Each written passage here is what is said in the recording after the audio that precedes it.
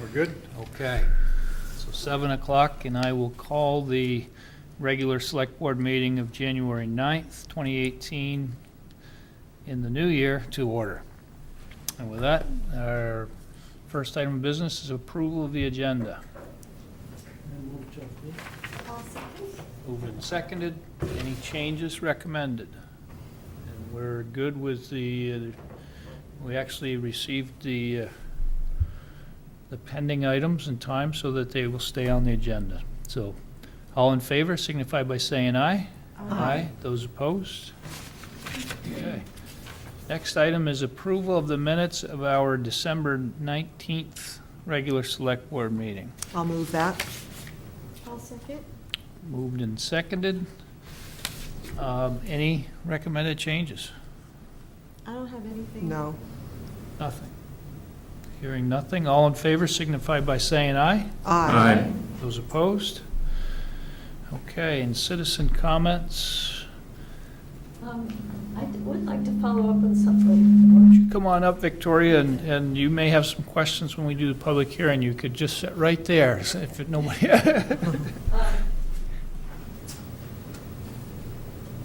At the last meeting, the poor condition of the library furnace was briefly mentioned, and then in reading the police explanation of their heating bill, their aging furnace. And I just want to take Could you speak into the... Oh, sorry. If we're going to be looking at new equipment like furnaces, that we give serious thought to moving towards more renewable energy sources and less on the fossil fuels. I believe this building was built to hold solar panels, and that would support heat pumps. And if we're going to be building a whole new library, I hope we don't have to replace a furnace before the new building, but that ought to be incorporated in the design of a new library rather than just sticking with what we have. So I just would like to encourage you to really give that some serious thought and research. Okay, thank you. Yes, thank you, Victoria, and I do think that point is probably a common sentiment in the community, and as you know, we've strove to utilize as much of net zero. We actually have one of the first net zero municipal buildings, and so we have a very active energy committee that we engage in helping advise us on those matters. And so, yeah, it's a good point. Point well taken. Thank you. Thank you. So we're early. What do we have in the agenda that we could move forward?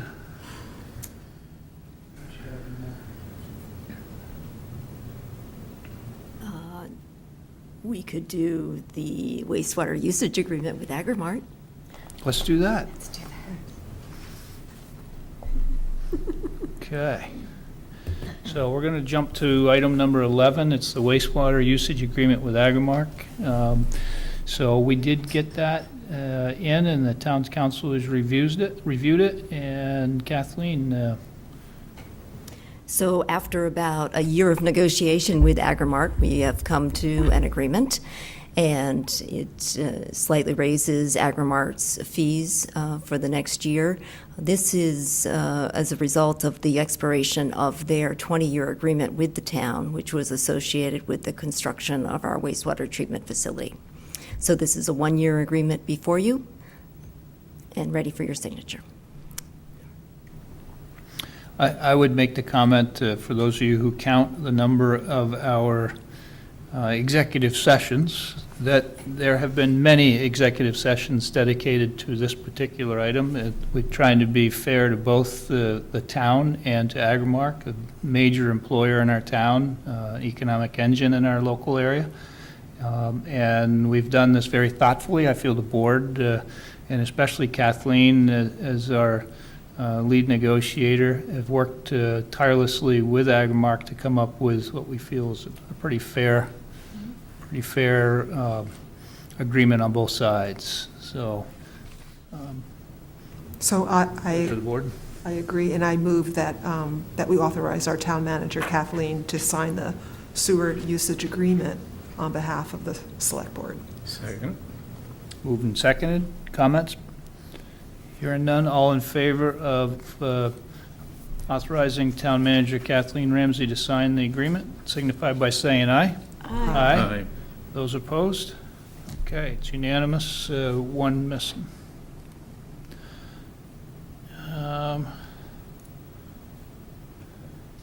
Do you want to walk us through the memorandum of understanding discussion? Is that, we have Okay. time for that? So, as you may recall, in the spring, I came to you for an endorsement of a grant application for the railroad crossing on the Malt Trail near the Boathouse Bridge. Unfortunately, that was not successful, yet the Agency of Transportation has persisted in wanting us to install the upgraded, or have Malt install the upgraded railroad crossing. So we came to an agreement, tentative agreement between the college, the Vermont Association of Snowmobile Travelers, the town, and Malt to share the cost of the railroad crossing. And the town's share, split over 3 years, would be about $12,000, and that's outlined in this agreement. Any questions? No, it's just a really important, it's an important crossing, so I know we need to take care of that. So anticipating that we would have some expense associated with this, we included $2,500 in the FY18 budget and $4,750 in the FY19 budget, in the budget draft you have before you, and then $4,750 next year. So we've budgeted for this already. Okay. If there's no questions, pleasure of the board. I'll move to authorize Town Manager Kathleen Ramsey to sign the memorandum of understanding with the college, Malt, and Vermont Association of Snow Travelers regarding the purchase and installation of gates at the Tam Trail rail crossing near the Boathouse Bridge. Moved and seconded. Any other comments? All in favor signify by saying aye. Aye. Aye. Opposed? Okay, so one absent. We've got about 2 minutes, and we can kick off. Well, I have a our- question which Sure. isn't directly related to the budget, but I want to understand about it and if it has an effect on our budget, and that's tax stabilization. I know it's coming up later for a specific proposal, but I guess I couldn't, in reading documents, understand exactly what it does, except I guess it stabilizes their taxes. But what does that mean? Can you? If we were to stabilize taxes on any structures, then, and we had a increase, then they would have to be spread over the remaining payers. So Oh, so they would pay whatever their rate is at the time of the agreement, but If then it wouldn't approved. go up for the period of the agreement. correct. And that's, for the town's share, Uh-huh. for the municipal. We cannot stabilize the school education, taxes, yeah. education. And how many businesses now have it? None, there are none? I don't think any in Middlebury, no. Don't have any current agreements. Uh-huh. And that's an area that we're working, we need to review, and we just haven't finished our review of that. We've had a lot of other things on our plate, and given that this is the first time we've had a request in a long time, and so that's what's driven us to open up this. And the Older. previous request was rejected because it Hmm? didn't meet a the previous request that was rejected was different than what they're proposing now. They were asking for basically a tax forgiveness, which is more of an abatement situation, so it was rejected on Yeah. that I see. basis. Okay, all right. Okay. I mean, aren't we working on a clearer policy? I mean, that's Yeah. something in the works, and I think your concern is significant, I mean, important, yes. So I'm going to,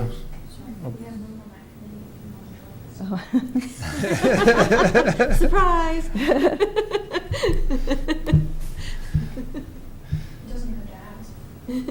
Think about it. Yeah. so we warned the public hearing of the FY19 budget proposal that we've been working on. And in accordance with 24 VSA, Section 127-1302, the board is conducting a public hearing to take comments and questions from the Middlebury community regarding the proposed FY19 general fund budget. I will turn the floor over to Town Manager Kathleen Ramsey in a moment, who will lead off the discussion with an update on revisions to the draft budget that have been made since the board's last meeting on December 19th. Kathleen is also prepared to provide some background information as requested by the board regarding the town's investments in local economic development efforts in recent years. Because this is an official public hearing, if members of the public have a question or comment after being recognized by the chair, please come up to the microphone. And since you're the only one here, Victoria, I'll have you sit right there. And state your first and last name for the record, and then direct your feedback to the select board so that we accurately capture it for the minutes for this meeting, and those watching on MCTV viewers can hear you clearly. With that, I'll declare the public hearing to discuss the draft FY19 budget, general fund budget open, and turn the mic over to Kathleen. Okay. In your meetings in December, the board worked very hard reviewing line item by line item. I took all of your comments and responded to them in a document in your packet. The changes that are included in that document total $16,700 in reductions to your overall amount to be raised for taxes. Just this afternoon, Dana Hart, our new library director, stopped by the office to let me know that last night the library trustees voted to withdraw their request for library assistance for the new director. So that's a decrease of, an additional decrease of $12,500 in the budget. So here on the screen, I have which is not in the packet since it just came in this afternoon, just a summary of where we stand right now as far as the tax rate goes, the amount to be raised, and the bottom line of the general fund budget. So we're looking at a revised budget total of $10,574,426, an amount to be raised of $7,331,905, and a municipal tax rate estimate of 98.59 cents, which includes the potential use of $57,484 from the Cross Street Bridge Fund, which the board decided at its last meeting that it would propose on the town meeting warning. So that's the overview. Happy to answer any questions you have about the detailed response or the changes made to the budget since the last time.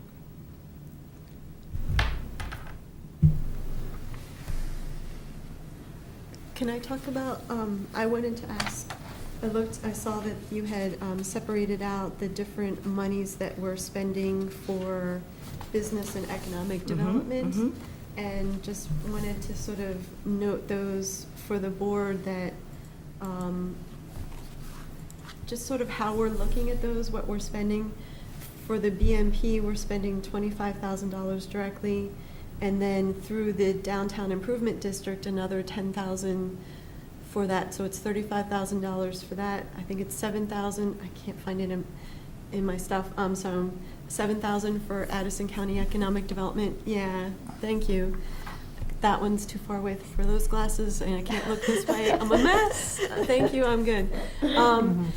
And then $175 for the, I'm assuming that's our membership in the Chamber of Commerce, that I just want to take a look at that and see, you know, that's a significant amount of money that we should be sort of also looking at of what we're looking for with the BMP. I know that they just went through an internal sort of review of their stuff, but I think some of that, certainly, I didn't really realize that we were spending that all these years, so I just kind of want to see how that fits in with our bigger economic development picture.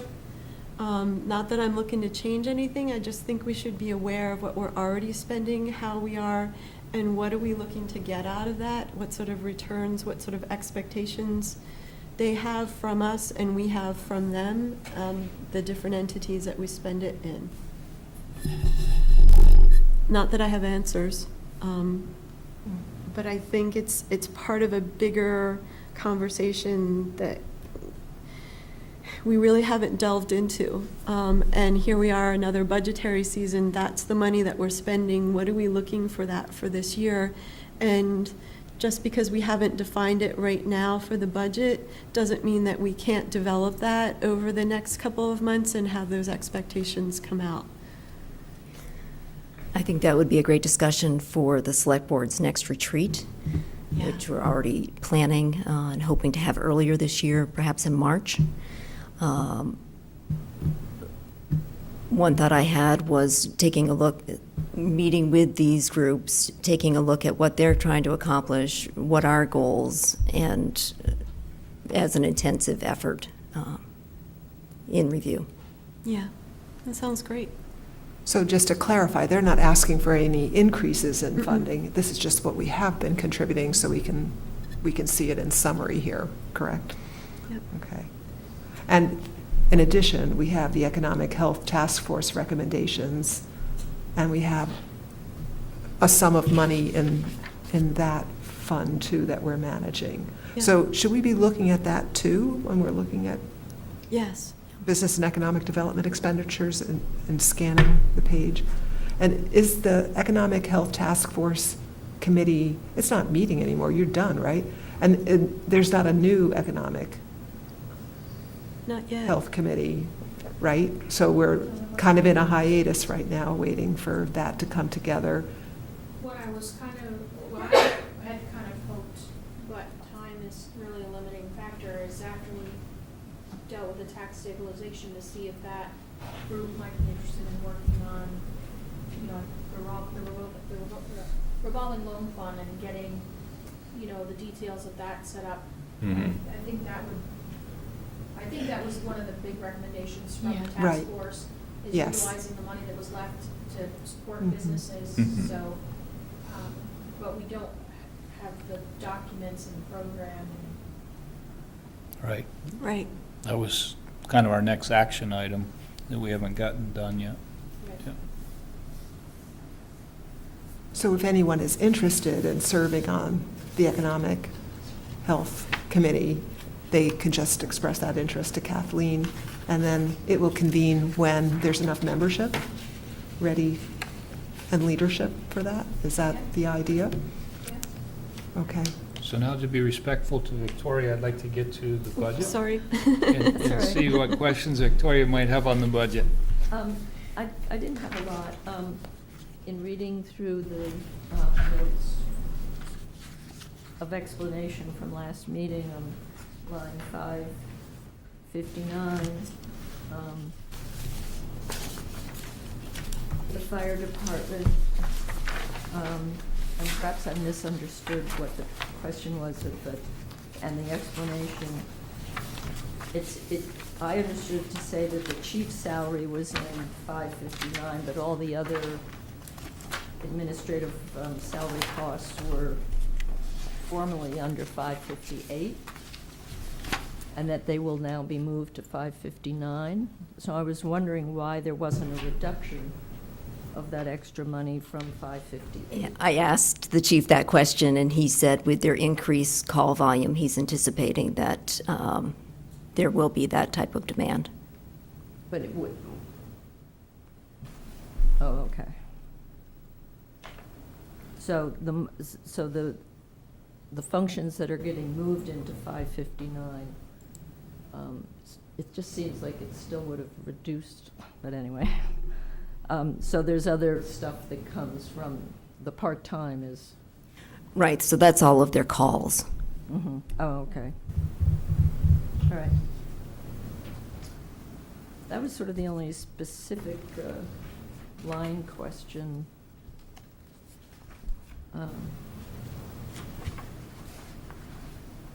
I guess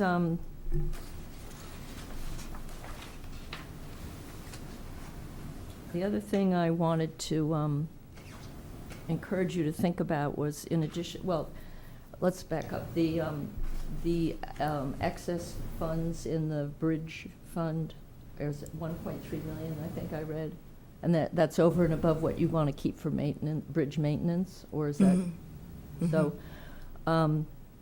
given that you want to purchase a lot of big equipment this year, a cruiser plus the hot box and the steer skid, or $122,000, with 1.3 million sitting there waiting to do something good for us, and it would go along with your capital improvements projects that you're funding with that money. That and I think you would get a resounding yes at town meeting if you asked the taxpayers to use bridge funds for that investment in equipment over and above the capital improvements one.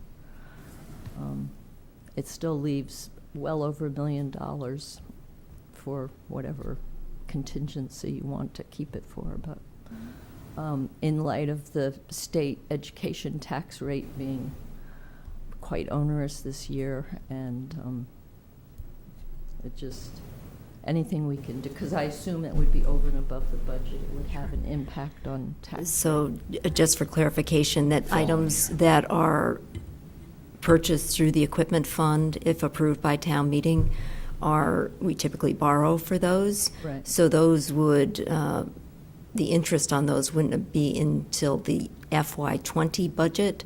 So if the board wanted to present that, consider that proposal, it could approve that for the 2019 town meeting budget. So instead of borrowing the money, you could say, We would take it from local tax. You buy it this year, but don't start paying until the next year? right, Oh, right. all right. Well, then That's- even, And that can be Better. part of the review that happens anyway through infrastructure. It's an interesting idea. I think Kathleen's point is if we wanted to, we could address it this year, and then we wouldn't have any interest expense accrue. Well, Right, or- I was thinking that if we don't buy them until next year and take out the loans until the end of next year, we could time it so that we didn't take out the loans until after town meeting. The following year. We could Oh, ask, we could okay. ask the question next year and Yeah. still be fine. That would just give us some additional time to vet that, and the infrastructure committee is going to be looking at potential other projects as well. Right. Yep, See how that impacts the total budget. Okay. be kind of neat to take a you look wouldn't at be it. buying the equipment until the end of this year following- anyway, or? Following year. So we usually buy it after July 1st, Oh, after town meeting, Oh. and then borrow the funds at the end of the fiscal year because we have enough cash on hand to cover the purchases generally. okay. It's really, there's the delay and stuff, but Okay. she's making sense, so Yeah. yeah. It's a great, Yeah. We're It's- saying that we It's can related take- equipment, and Yeah. it seems like, we've got money, why should we borrow if we've Yeah. got money that we really can afford to spend? I think it can go through infrastructure and get taken up this year, so, yeah. Yep. So, thank you.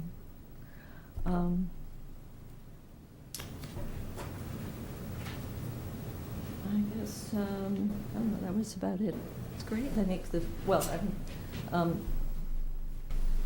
it seems like overall really reasonable budget, and nothing stood out. So, okay, thank you. Thank you, Victoria. 122,000 is how much on the, is that a penny plus, or? I don't know what That's the Penny and a almost, half, is now. penny point seven, something like that? yeah, penny and a half, I think. Oh, so it's like 80,000 is a, 75,000. 75,000 is a penny, okay. Because I assume that would be, yeah, it would add. Right. So we typically borrow over 5 years. So that, for a 1-year impact, would be 1/5 of that 122. Okay, great, thank you. Thank you. Fred, do you have anything on the budget that you would like to query?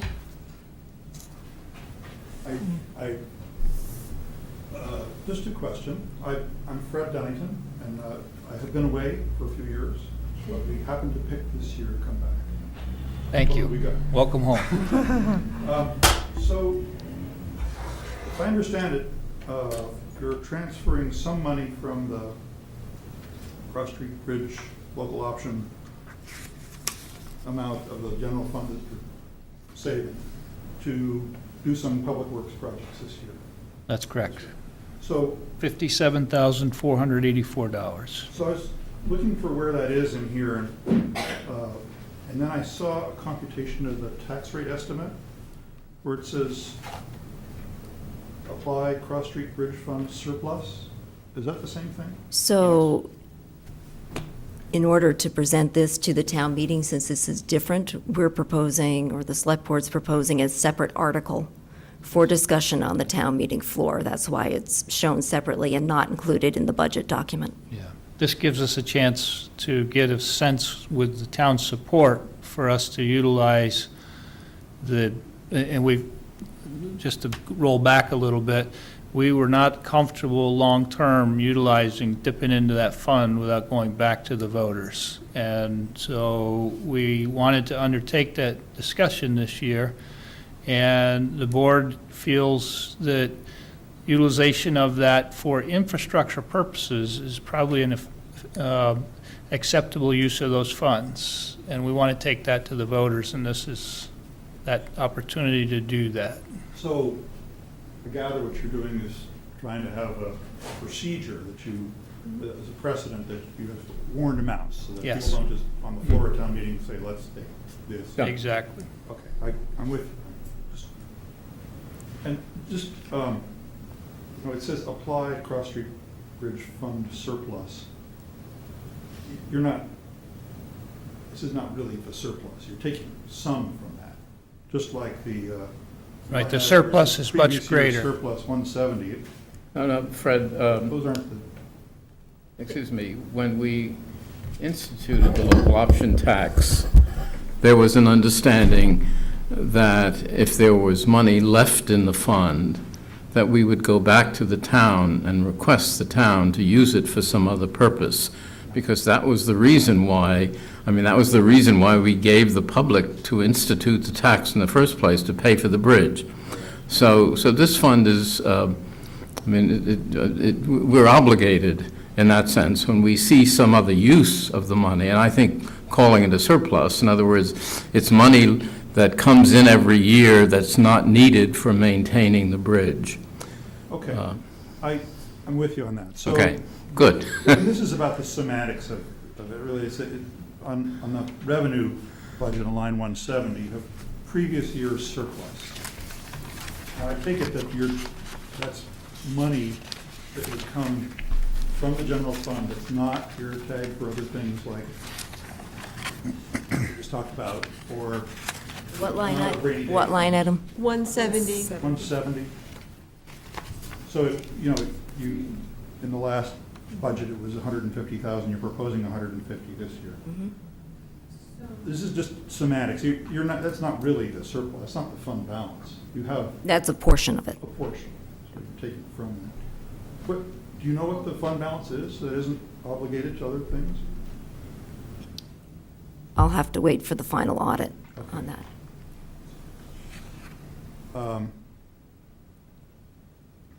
But the Cross Street Bridge Fund has a surplus of $1.3 million, Yeah, above I- and beyond what we need.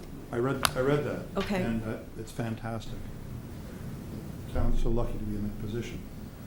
And hope you can hold on to it for best things. I'm not advocating, I just was trying to, this amount that you take from the fund balance is, you're just taking the same amount as you did last year without really knowing how much more you have.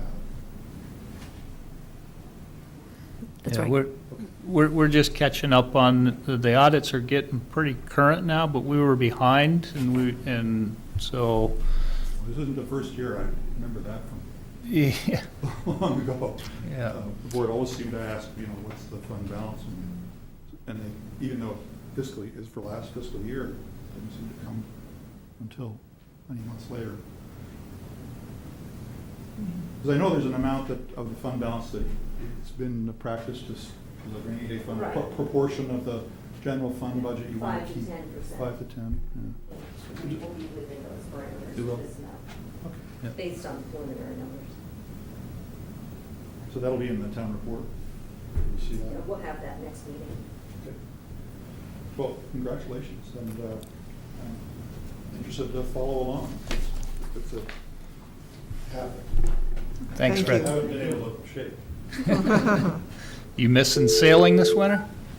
I went skiing today for the first time in 5 years, and but when it was really cold last week, I thought. And I'm lucky to be able to go, but I'm really enjoying being back. Greetings, Kevin. Hi, Nick. Hi.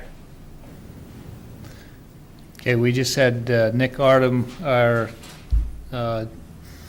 traveling board member, join, so that's what that was.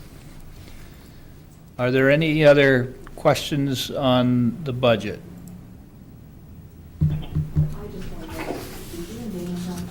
Yes. Yes. Hmm? Yes. Yes, thank you. Okay. Yeah, Kathleen walked us through that, and we appreciate that. Given that we were looking to really try to cram a process and procedure that we've instituted into a very short window, I think maybe if you were looking for something like that, the next year is probably the better timing for that. Thank you. Okay. So, if there are no further comments regarding the draft FY19 general fund budget, then I will declare the public hearing closed at 7:33. And the Select Board will finalize the FY19 budget at its January 23rd meeting. Thank you for your thoughtful participation, and we appreciate the engagement. With that, we're going to move on to a public hearing on the application to the state of Vermont for Vermont Community Development Program planning grant. From the notice of the public hearing submitted to VCDP,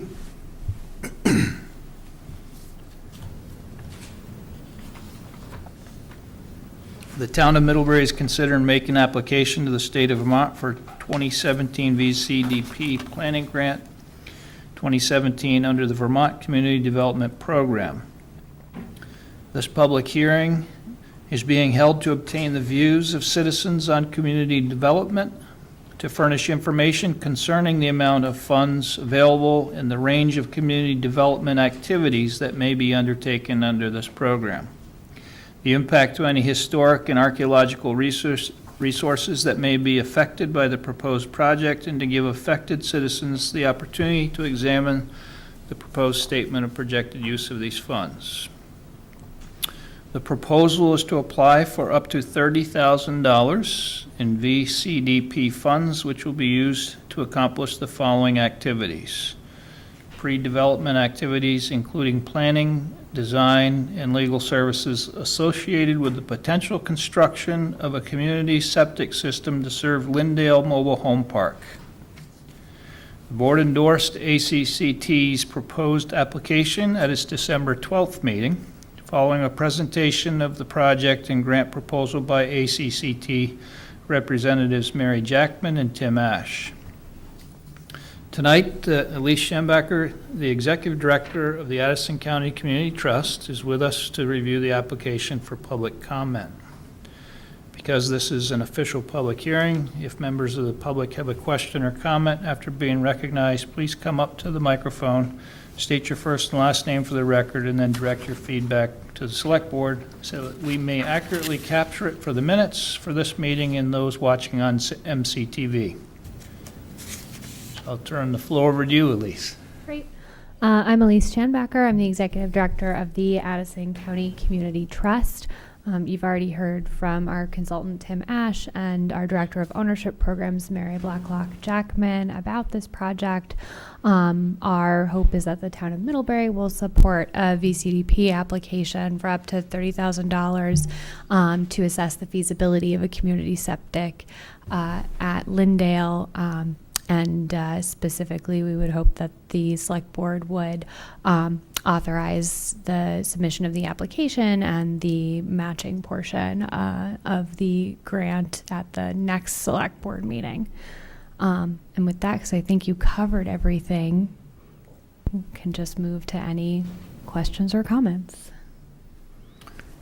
Are there any questions or comments on this?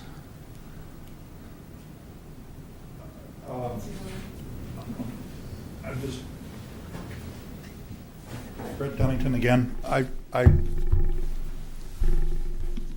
can't help but, I support this. I worked for a lot of years on a lot of failed septic systems, Lindale. The geology of the area has varved clay. There's lenses of sand and clay. There's perched water tables, and frequently the leach fields were flooded out there. And finding more land on which to put replacement septic systems, I mean, they've done this a few times over. Is possibly they could propose acquiring adjoining land that has better septic capability. So the difference is that if one big septic system fails, you have a really big problem, as opposed to one or two mobile homes failing. It's more manageable. But it's a problem that hasn't gone away, I can see. So good luck. Thank you. So just to clarify, exploring the feasibility of purchasing or securing an easement on adjoining parcels is part of the proposal. Yeah.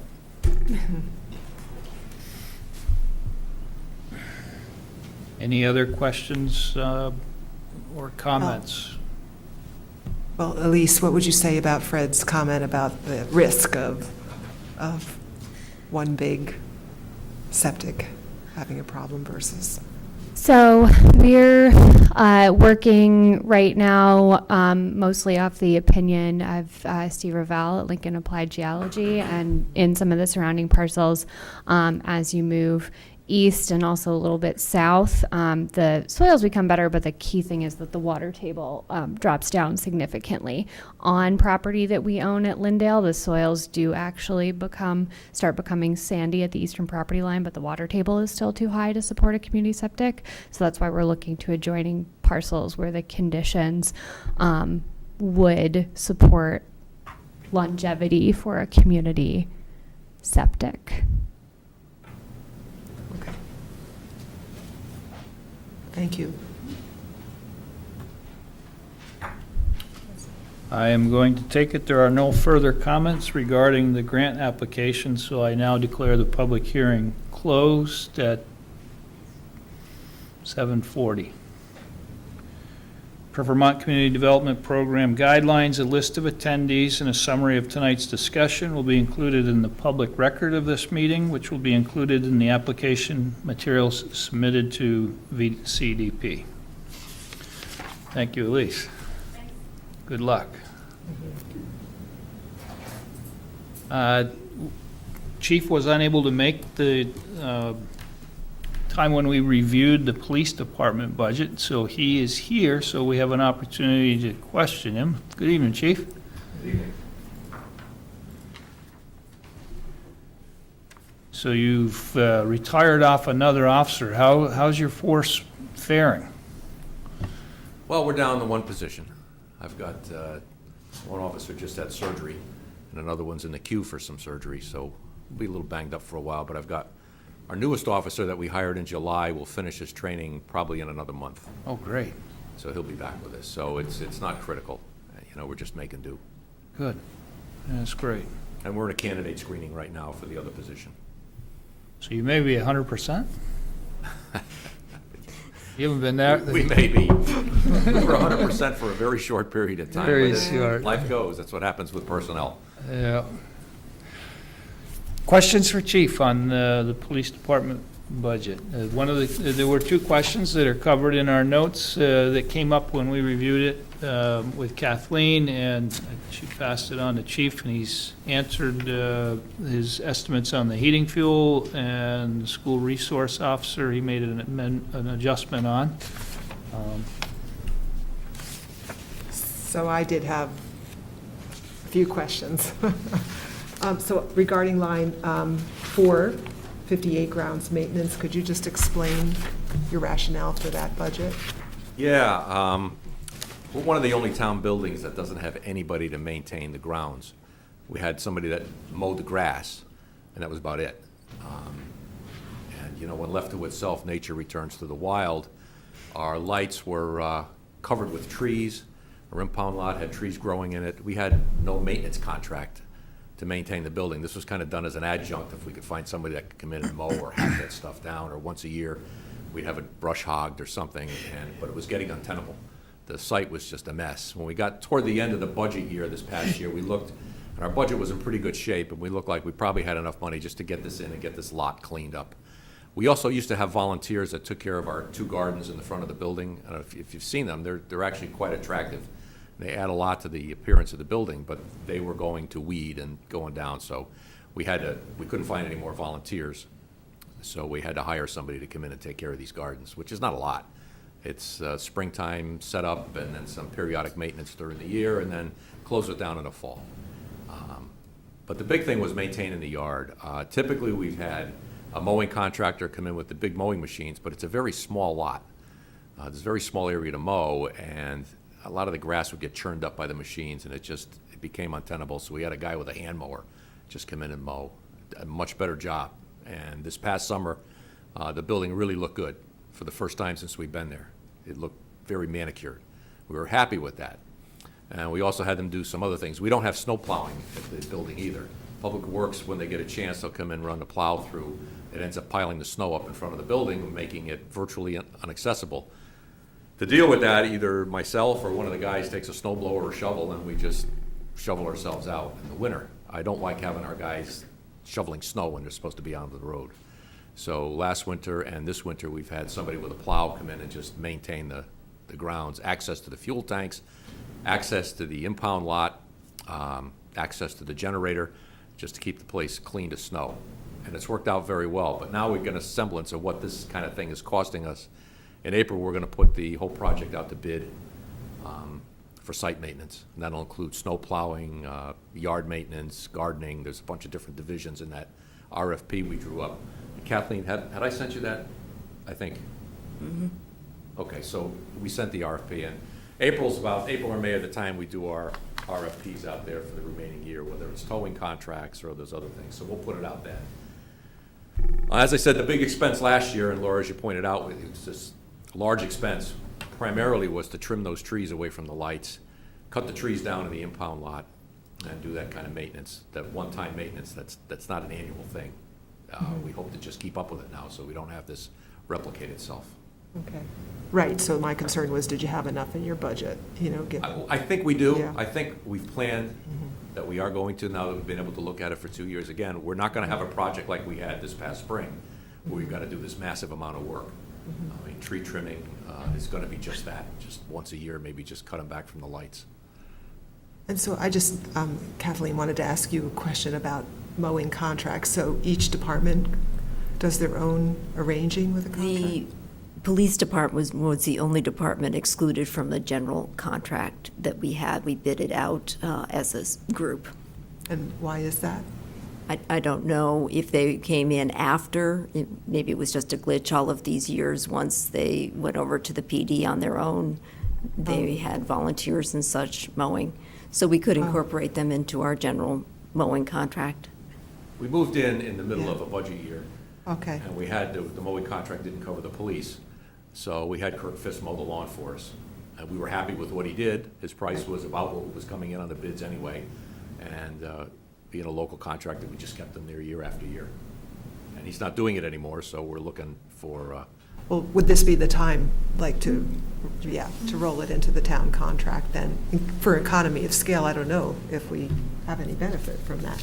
And I was surprised to hear what you said about plowing, because I thought, they don't help with clearing pathways as well? parking lots the parking areas don't get plowed. And Oh. sidewalks don't get plowed, and the walkway into the building doesn't get plowed. It does now. We've got a contractor that does all that stuff for us. Well, is that true at our other facilities too? Like wastewater? Our other facilities aren't 24/7 emergency responders. Oh, okay. That was another issue. Well- It's a Sunday or it's a Saturday night. People got to get in the building in the middle of the night, so we need to keep that building open 24/7. I mean, DPW did a Okay. good job, but they had roads to plow, and they Right. make a pass down there, and then they go plow someplace else. Nobody was doing the walkway of the building. Nobody was keeping the generator open, the access to the fuel tanks open. There's that little road that runs up on the side of the building that has to also be plowed, and the snow cleared away from the gates. The impound lot's got to be cleared. So there's a Yeah. lot of little maintenance there that, No, I understand what else needs to be cleared. I'm just thinking about our other facilities too, and whether this is something that they all have to manage too. And do we have any economy of scale by having the work negotiated, any of that snow clearing work negotiated? We have other full-time staff or temporary staff that clears the walks at other facilities. Okay. Okay. yeah, we don't have All a right, I was maintenance just, person okay. in the building. All right, so that was one question. And then line 487, the service contracts line.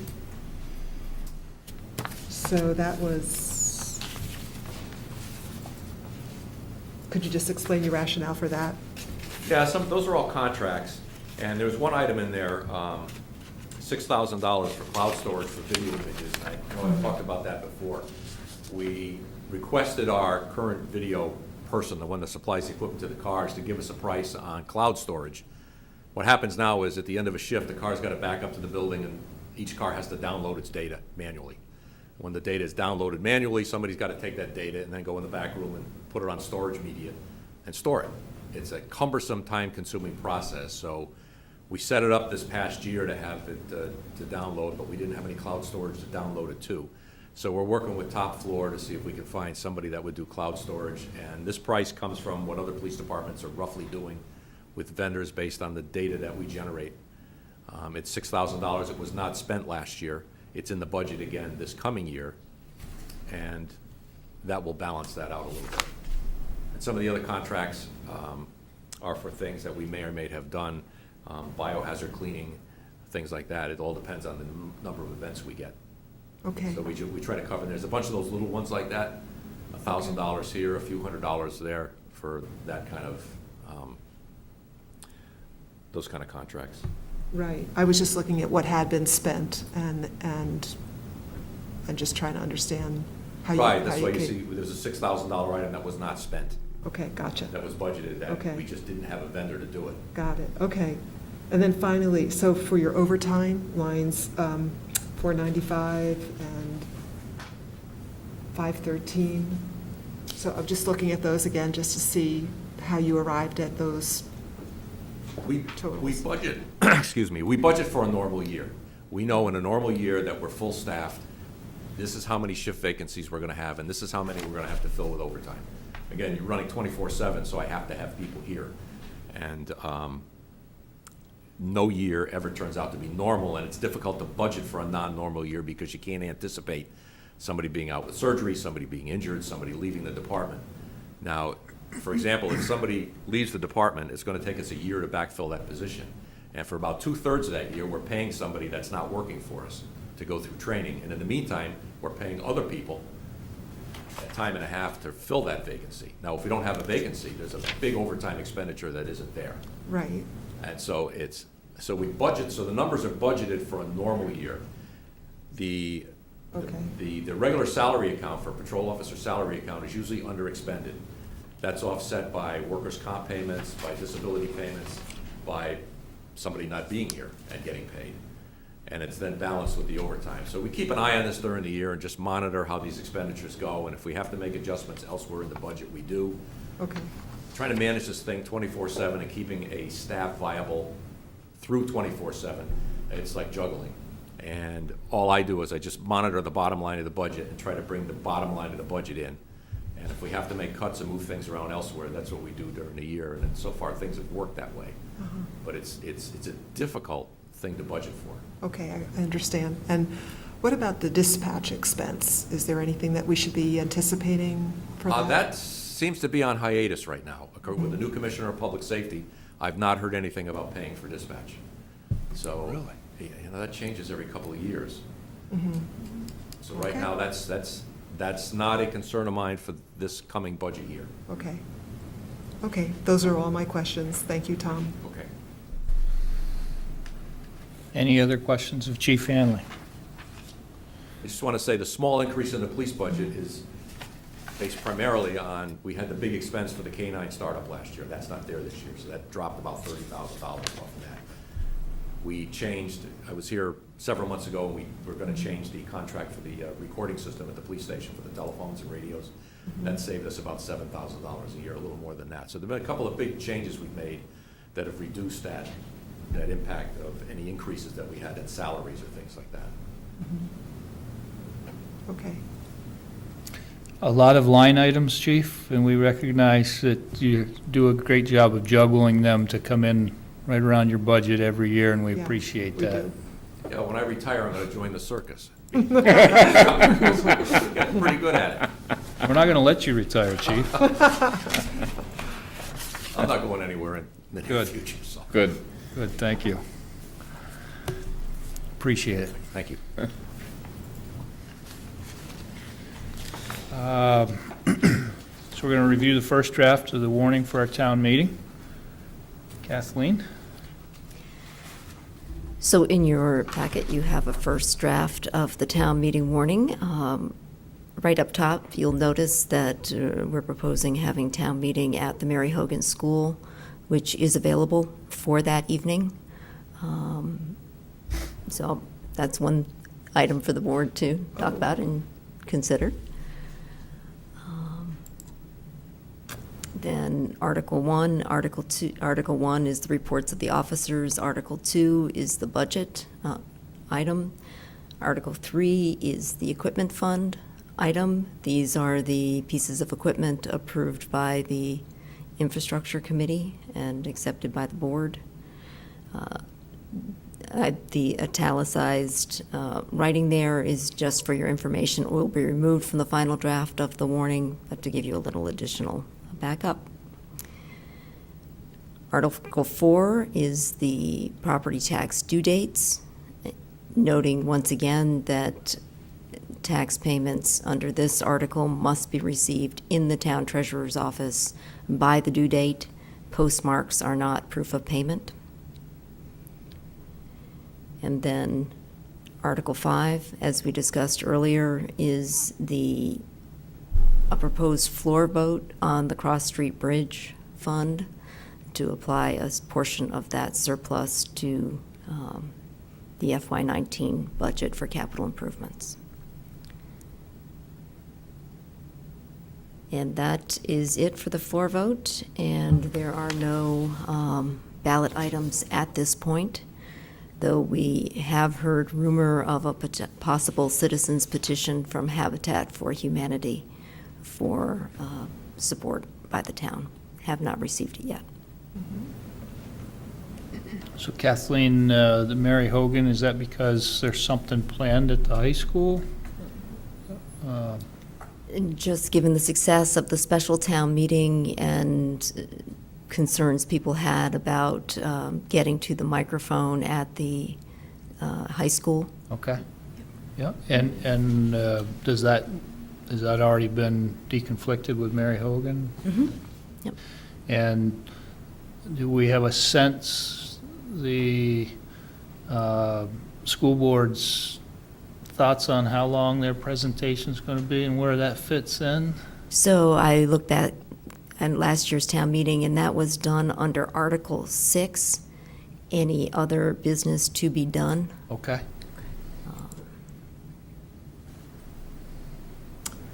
So in the Mary Hogan format, would we imagine the screen would be on the stage? So the issue we had last year with projection or would not be an issue?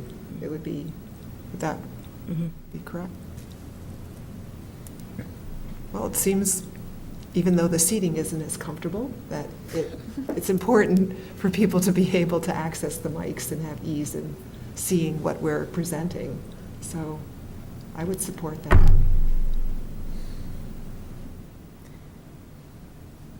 Looks good to me. Comments?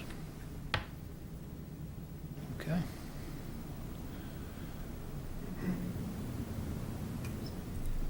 Yes, Victoria? The Article 3, is it worth any explanation of this, how it works and goes into the next year's budget, or I mean, what we The debt service goes into the following year budget. Right. Okay. So, that doesn't need to be explained. This is something that we do every year. I think now, knowing that at least some people may have a question about it, we can present that. I wouldn't type it out. I think we should present that and explain it to the voters, be my personal preference. So I'll include that in the comments on the different agenda items. Okay. And on that note, also at the special town meeting, we did something a little bit different. We did a packet for that meeting. That's what we're planning for this annual town meeting. And so we'll have the agenda and the agenda notes that I do for you for town meeting available before town meeting, so people can take advantage of that. Nice. Nice, yeah, that was a good idea. Okay. Comments, feedback for Kathleen? Well, do we also imagine a postcard going out in the same format that we had last year too? Good, okay. Okay, next item on the agenda, Ross, if you could come forward, you have a Energy Committee request for sole source procurement, if you could walk us through that. Okay, yeah, I sent a email memo, but so we, $10,000 was approved at the last town meeting for energy efficiency projects for the town to help us save money in energy. And after a bunch of discussion, the Energy Committee felt that we didn't have the expertise to decide what exactly to do, so we thought it best to use that money to get energy audits done. Police Department, Public Works, and potentially also the Teen Center. Not the wastewater treatment plant, because they had an energy audit done several years ago. We approached a couple different companies to do the audit. The only one that got back to us with a written proposal was, Zero by Design. And their proposal was actually quite expensive, more than our budget. So we kept looking, but this is a bad time apparently for these people. They're doing a lot of retrofits now. They don't have a lot of time for audits, apparently. They do audits early in the year, or summer kind of thing. And so we approached, some of our members of the committee approached Asher Nelson of Vermont Integrated Architects and asked him for some ideas of who else we could reach to. And he actually recommended that we go with Zero by Design because he says they're the best in the business around here. Apparently, they don't do retrofits, so they don't have any conflict of interest when they're doing the audit. They're just going to give you the facts. They're not thinking they're going to get more business doing any other job to do any efficiency measures or retrofits for you afterwards. And so we thought we would ask the select board if it would be permitted to do a sole source and just go with them. We would need to negotiate and discuss with them and say, this is how much money we got, this is what we want to get done, what can you do for us? Because their written proposal, it didn't include the teen center, and we realized we'd like to get that in there if we can. Although Asher's comment was that maybe it's such a small building, another company that does residential audits could probably do that for like $500. It's like just one basic room, big room. But where really the Zero by Design would be focused potentially primarily on the police department and public works building. Heather, did you want to add anything? Did I get that all pretty right? No, that's a good summary. The only thing I would add was Asher's comments were that maybe we didn't need to spend quite so much money on the public works building. Only because, you know, we have size constraint issues with that property and other, you know, do we want to invest that kind of money in an energy audit in a building that's not meeting our needs right now? Whereas investing the money in the police department would be a good investment because, you know, we're what, at 16 years or so on that? 14 years.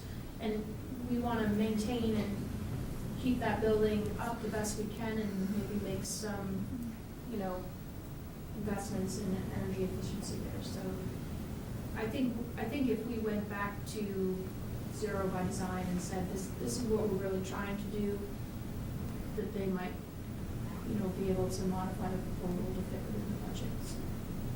And the basic idea is that once we get the audit results, then we can evaluate where we're going to get the biggest bang for the buck, where the biggest needs are, and we can use the money more efficiently, basically, and save, you know, hit the biggest savings with our limited budget. And just our original agenda for meeting with Asher was for him to help us write a request for proposals, you know, so that we could put out a request and we get some other pricing. But he, you know, basically said that it would probably be, you know, not necessarily a waste of time, but this is the best company, and if you can make it work with the procedures we have, the policies we have, go with that. Questions? This is just for 1 year, Yes. so we can see how they do as far as that goes. Yeah, it's a one-time, Yeah, Yeah. okay. it's a one-time, Yeah, once we have the audit done, then next year, assuming funds get allotted again for energy efficiency, we could then use those funds to. I'm sorry, I didn't hear you. Once we have the audit done, assuming additional funds get appropriated for additional energy efficiency measures in town, we could then target those funds for, you know, what the audit points out as the most effective use of those funds. The only And, oops, sorry, go ahead. and do you think that it's possible that, although they're asking considerably more, that they would be able to come down closer to what we're budgeted for? I suspect so, but yeah, I mean, we have to have that conversation, and Okay, so that's, we haven't gone there because we Okay, wanted to okay. approach you first and see if Okay. that's acceptable, or if you'd rather us go with the putting out a bid and RFP. and we're simply, would be authorizing you to enter into negotiations, which would then come back, okay? I'm fine and with I that. think when Howard and I met with Asher, he had some recommendations on what he would spend on the different buildings to stay within the budget, and to propose that to Zero by Design. Okay. And see what we could get for what we had to spend. Okay. The only thing I think of with the Public Works building, it's sort of an opportunity to get a good assessment of the building, of how it is That's what right I was now. So I wondering. kind of hate to I know. go into it shortchanging the building, thinking, you know, you're sort of shaping and telling and narrowing it down for them already, whereas you really sort of want their opinion at that point, and they're the experts.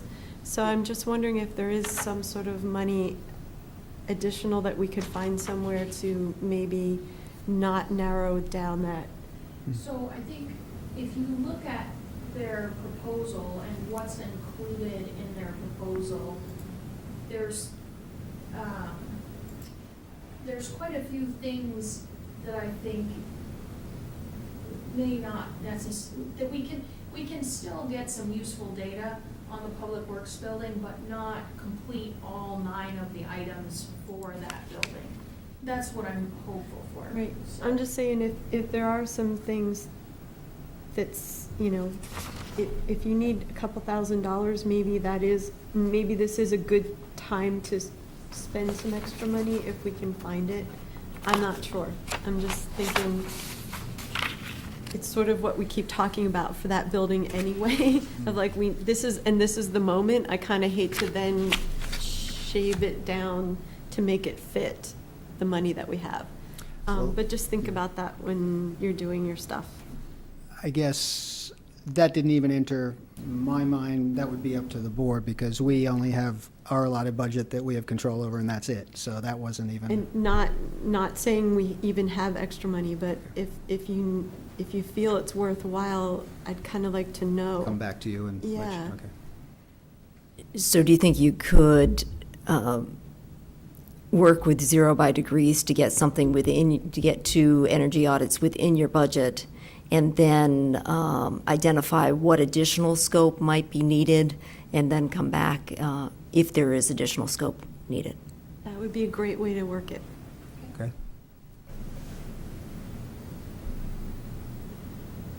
Comments, questions? So I'll make a motion. Pleasure of the board? Oh, Yes. Sorry, go ahead. Go ahead, Nick. I can read, okay. I guess the one problem I still have with this is the sole source for this amount. I'm kind of having a hard time believing that there's only one qualified firm to do this. And my personal preference for this is, and even if it's a matter of timing of the year, is that we shift it to a time when more could at least participate in a request for qualifications, or with something that is a scope that's written down a little bit so different groups could look at it.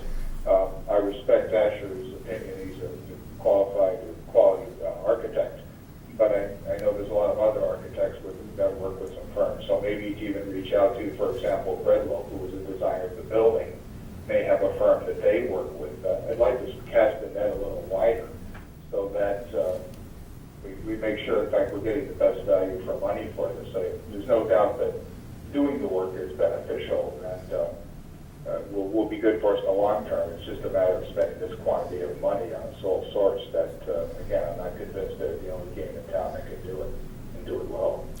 Could I respond to that? So I understand that concern, but Breadloaf actually used Zero by Degrees to do the energy auditing work on our new buildings, so, and they respect them as a really good source. So I just wanted to note that, because when I saw Zero, I actually referred Zero by Degrees to the Energy Committee for consideration, knowing what we've just said, and that Breadloaf had used them. And I also know that it's more ideal to do an energy audit when there's a variance in temperature, and so you don't want to really do it in the summer. It's better to do it in the winter. And I really think it's worth being thorough, especially with the police station. I'm also wondering about your point, Susan, about the Public Works building and whether we want to get that information, although I appreciate that we don't want to waste money Right. assessing a building that we know has its serious issues, unless it really helps us repair it or assess whether we can salvage it or we're looking at a whole new structure. It can help us assess whether we need to exactly salvage it or move on from it, so. I mean, we did have the Harris study too, right? And I don't know what that study revealed about that building. I don't know. I liked Kathleen's idea of like how to negotiate within the budget, but then to have some additional work and scope if needed, and what that price would be. It seems like a reasonable way to go.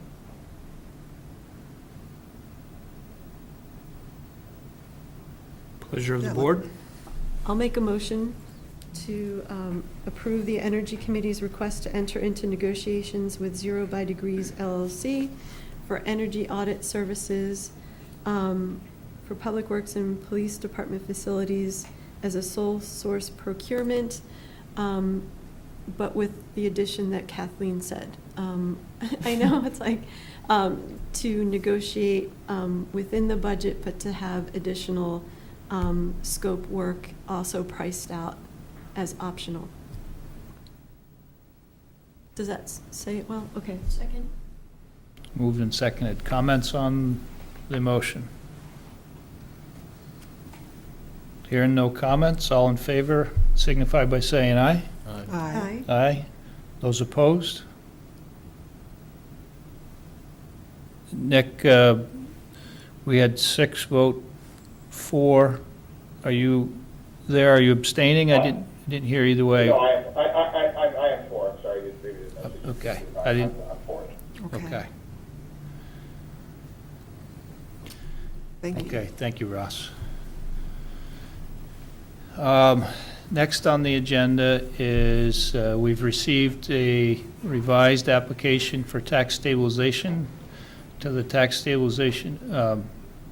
to the town from Aquavit to stabilize the town tax rate on the company's existing commercial property at 153 Pond Lane for 5 years beginning in 2018. My preference for our action on something like this is to push that to the committee that we have established and not take that up at the select board level until we have a committee review and recommendation to the select board. And if you're supportive of that, I would look for a motion to do such. I agree. So are you making the motion? No, I should have just. Oh, okay.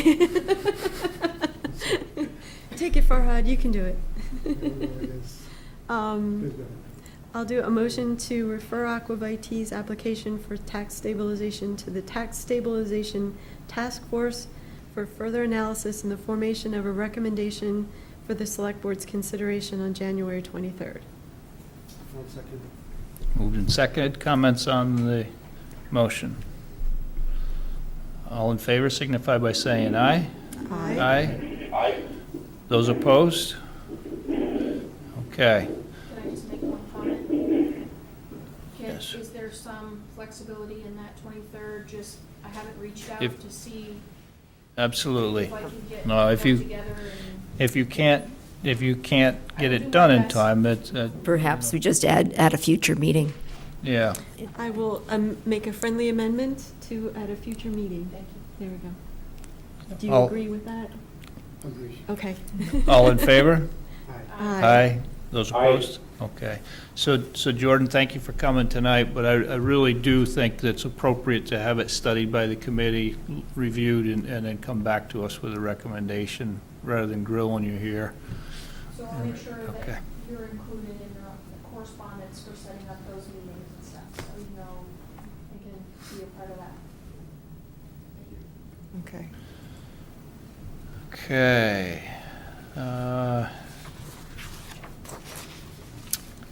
FY18 year-to-date budget report, Kathleen. Just very briefly, it looks like we're on track so far, 6 months into the year. Just going into the winter, I always like to note that that's the biggest determinant of the year-end budget results is the severity of the winter. Happy to answer any questions you have on the budget reports. Questions of Kathleen on FY18 budget? Hearing none, let's go to check warrants. Okay, I did the check warrants today. Everything seems to be in order.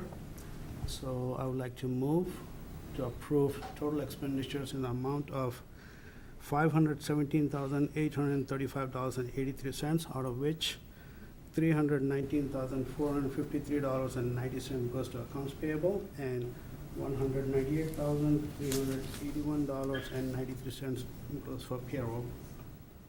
Second? Moved and seconded. Questions? All in favor of the check warrants signify by saying aye. Aye. Aye. Aye. All those opposed? Okay. Kathleen, Town Manager's report.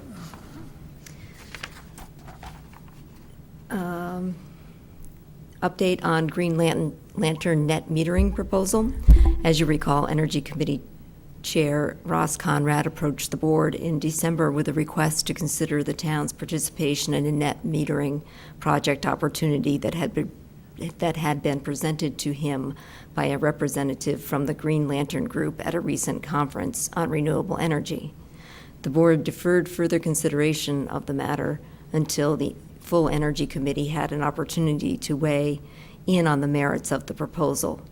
The committee met on December 20th and agreed to recommend the town proceed with negotiating an agreement with Green Lantern.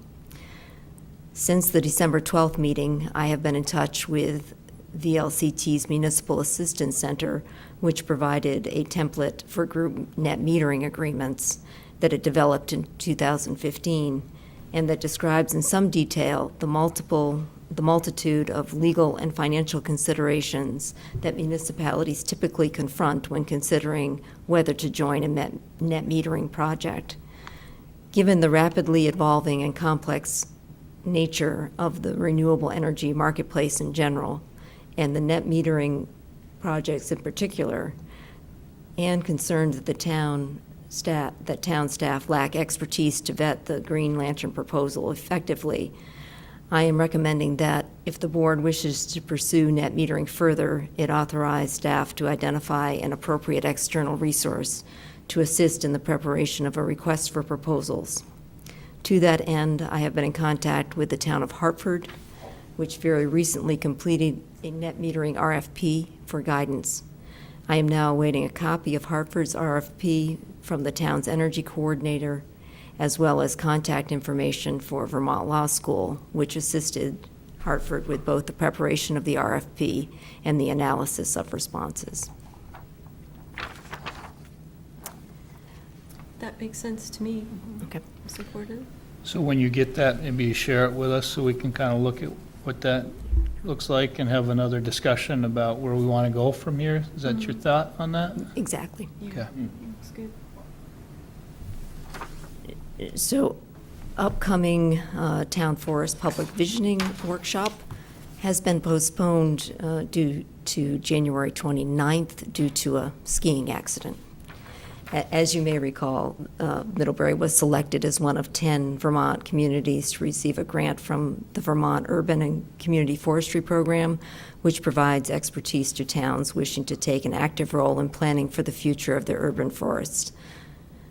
On Monday, January 29th, a public visioning workshop and open house will take place in the large conference room at the town offices from 6 to 8 p.m. The focus of this session will be gathering input on the future of the Battelle Woods, Means Woods, and the Chipman Hill Town Forest. The workshop is being presented in an open house format, so interested individuals may stop by at any time between 6 and 8. Kathleen, did you say January 29th? Yes. So that just shifted a couple weeks to the right? Exactly. Thank you. The consultant had, I think, broke his thumb skiing, so he's having a surgery on this coming Monday. Okay. Not available to attend the workshop. Okay, a note regarding current and future community engagement projects. The town is experiencing rapid growth in the number of projects and initiatives being introduced and driven by constituencies outside of the normal town governance structure. The possible new net metering project, the climate economy initiative, and the town forest recreation planning initiative being but recent examples. While focusing initially on grassroots community engagement and visioning, once the engagement phase is complete and community expectations have been heightened, these initiatives have the potential to spin off proposals for multiple concurrent projects, the management of which could create significant impacts to town staff resources. As such, it is recommended that due consideration be given to where such projects, when presented to the Select Board, will fit in with regard to the Board's established strategic planning priorities and completion timelines. Duly noted. Good Okay. point. We do have a lot of moving pieces. I think it's very important. I mean, the select board hires the manager and the staff to administer the business of the town. And I think that somehow coming to the select board and asking the select board to adopt a policy or institute something is really turning the process around. I mean, we're the policy setters, and it would seem to me that we have an experienced staff that's competent and that is able to get expert opinion, and that these sort of requests should go to the staff, to the manager, and come to the board through the manager after, if the manager decides that this is something worth doing. I think this is the normal process of town government. And for us to entertain requests to do things that really is managing the town is turning the process around. And I don't think you get the wisest and most prudent decisions following that. So I commend you. And Just something to keep in mind for our strategic planning. Something to keep in mind for strategic planning. Thinking the same thing. For the retreat, yeah. Yeah. Yeah. We need to make sure that we have very clearly in front of us at all times what our priorities are. Yeah. And, frankly, I should probably have that in my board meeting packet every time. Maybe we should laminate it and put it on the wall. Well, I should be able to look at it and say, I'm sorry. Maybe just at the top of the letterhead or Yeah. something. It's a good point, Kathleen. Or to refer groups to other committees that are working on related Yeah. projects. And I think that they are learning that. Upcoming contract negotiations, David Van Duzen, staff representative for AFSCME Council 93, has notified the town of the union's intent to negotiate a successor agreement to the current labor contract, which is a 3-year contract from 2015 to 2018, expiring in June 30 this year. Work will be getting underway in the next few weeks to prepare a first draft of the town's management proposal for discussion with the union. And that's it for my report. Thank you, Kathleen. Takes us to board member concerns. Heather? I just wanted to say thanks to staff and Kathleen on another good budget and getting questions answered, and I feel like a lot of thought and effort goes into it,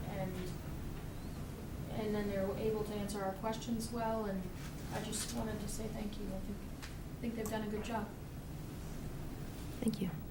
Good point. I think we all agree with that. mhm. Farhad? Yeah, a couple things. First of all, thank you to the road crew. Hopefully we are out of this -10, -15 degrees, and I've seen them going back and forth on the roads. So thank you for doing that, taking care of the town. The other thing, in the past several weeks, several people have approached me showing concern about the after bus stop by the post office. And they still talk about it. People say if they have to go to the post office, they can't find parking. At the BMP meeting last month, they were showing a lot of concern about that after using that bus stop, so. I'll let you Just to note, that is under a 3-month review period, with monitoring ongoing. Susan? I have a big thing. I've recently announced that I'm not going to be running again, so I have a bunch of things I want to say. After 7 years, I just wanted to say thank you to the residents for electing me. Thank you to my fellow board members for working with me. Thank you to Kathleen for everything, all the good stuff, all the bad stuff, and me calling you again and again and again. This was my favorite year on the board.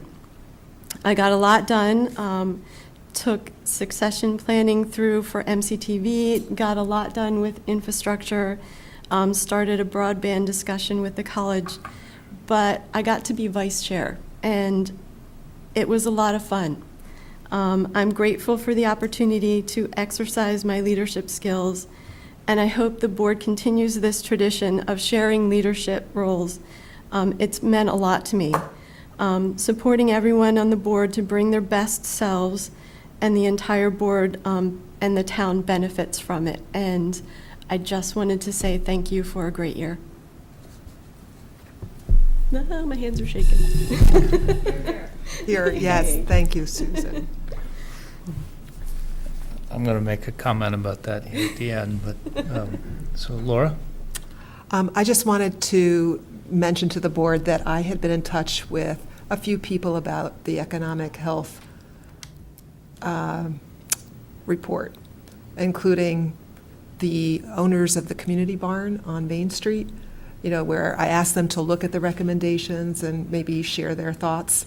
So I'm just mentioning that again because I know that we're in a hiatus and we're looking at how we might shape that committee and go forward, and that we're in the midst of budgeting and getting ready for town meetings, so we're not going to do that right now, but we should be thinking about that as we turn into March, probably. So I just wanted to let you know that I've been talking and trying to recruit for that. And I've also been engaged in one of these many initiatives that hopefully isn't burdening the staff, because I know how town government is structured, but I'm on the Transportation Task Force, and we had a really great meeting last night. I can't believe that was just last night.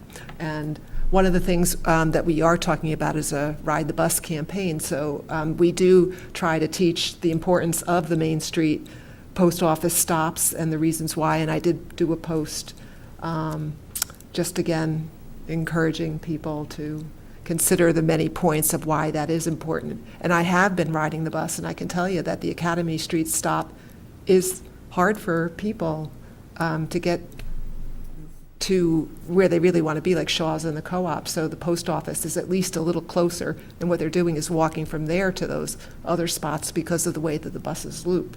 And it's very complex to explain, how they come up with these routes, and they are doing really a Herculean job with managing schedule and doing what they're doing. So I just wanted to say that. So that's one of the major initiatives out of the Transportation Task Force, that we want to be encouraging people to ride the bus, like more of us riding the bus. And also just looking at how bus fleets and shuttle services interface with one another so we get any economies. So we see a lot of shuttle services out there, and school buses included, and so the task force is looking at that. We're also looking at the new train station, or paying attention to that, not to add to the town's work, but to complement it, and just say that the task force is very interested in that conversation and is interested in knowing where the town is in that conversation. So, and that made me wonder, where are we with that one? Because I know that we had talked some while ago about the college being engaged in helping us with studies, so I had kind of lost track of it myself, and I wasn't sure where we were at. So this fall, we had applied for a Transportation Advisory Committee money through the Regional Planning Commission, and we're successful with that. And right now, a request for proposals is being prepared to solicit consultant assistance in identifying the potential location for the new train platform.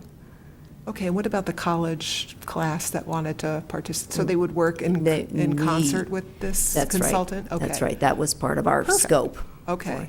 So they And would provide some expertise, is that it? Yeah. So what did you see as the timeline-ish for that? Well, we were hoping to have a final report by March, but that's very tight for where we are right now. A final report from the consultant by March? Yeah, that was the initial goal, so I don't think we're going to get there. Okay. Okay. I'll give you an update on where that request for proposal is at the next meeting. Okay.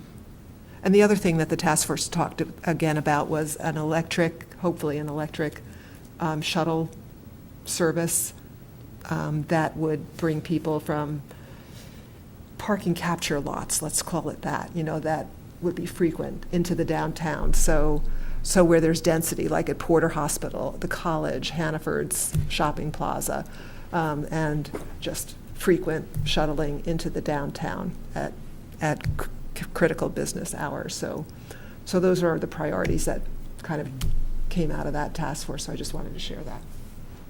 Thank you, Laura. I'm Victor? a bit concerned just on what you said. I mean, with Actor, we have we have stops downtown, and we have a place on Academy Street, which is their base. So I'm concerned about, in other words, the use of more spaces for downtown stops, as long as there are downtown stops and they're well scheduled. Now, one of the problems is, I find as let's say as an aging senior, that it's hard to read the schedules. I mean, they're small. Some of them are placed down towards the ground and so on and so forth. I think what's needed is a schedule that people know well, or at least can consult easily, and various places around town when you can expect the bus or whatever. I mean, I think that's what we ought to be working for, and I don't think we've arrived at it. I mean, this is something in process, and I realize it's not the easiest thing to do. But, Well, they're always working on that and if you were tech savvy, you could see a real easy connector I'm for that. not a tech savvy person. I know. I'm sorry, and I don't intend to at this age. But I see the obstacle, but yeah. but it seems to me there are other means, and many people do try to use the schedule, but you can't read it. And you come out of the hospital and it's low down towards the ground and with print about that big. So I did see Kathleen take a note on that, and I'm sure that Yeah, I mean, we'll get. this is Actors. not Yeah, that's town. an actor issue, and I'm sure Kathleen will pass that concern along. Well, I will too. I'm their liaison on the board. Right, right. So I think that's fairly easy to correct. Did you have anything else, Victor? I just want to say, here again, I'm talking about my infirmities, but I think the sound system is a process, is in process, and we're not there yet.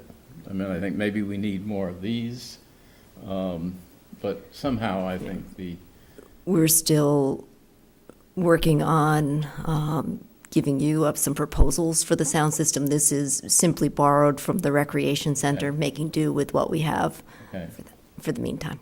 Okay, thank you, that's all. Nick? Well, I had a couple of things, but Kathleen already addressed one in her town manager report, and Fahad took one of the others, so I don't really need to repeat what's already been said, so nothing. All right, Nick. So we'll certainly have an opportunity at town meeting to recognize Susan for the great work she's done. She is as conscientious a board member as you could ask for serving the towns, and really engages and tries to do the best job she can. And so when she shared with me, it's been a few months now, I guess, that she did not plan to run again, I tried twisting her arm, but